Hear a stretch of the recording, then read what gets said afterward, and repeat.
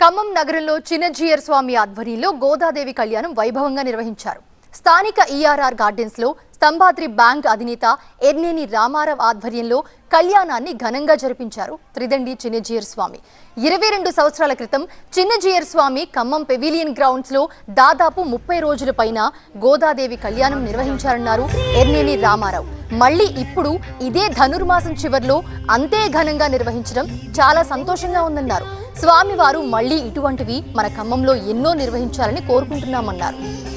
ధనుర్మాస వ్రతం ఎక్కడ చేస్తే, గోదా కళ్యాణం ఎక్కడ జరిపితే అక్కడ పాడి పంట సంపదలు పెరుగుతాయి. సోది మణిమాడం తోన్రుమూర్ நீதியால் நல்ல பத்தர் వాజుమూర్ నాన్ మరైహళ్ ఓదుమూర్ అంటారు. గోదాదేవి యొక్క వ్రతాన్ని చేసిన వాళ్ళందరూ కూడా ఆ సంపదలని పొందుతారు, సుఖాలని పొందుతారు. వాళ్ళ కుటుంబాల్లో ఆనందం కళకళలాడుతూ ఉంటుంది.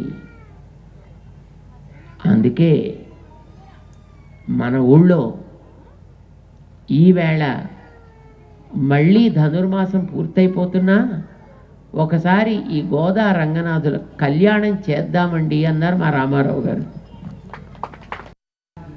22 సంవత్సరాల క్రితం చిన్నజీయర్ స్వామి వారు ఇదే ఖమ్మం పట్టణంలో గోదాదేవి కళ్యాణం 30 రోజులు ఘనంగా పెవిలియన్ గ్రౌండ్లో చేయటం జరిగింది.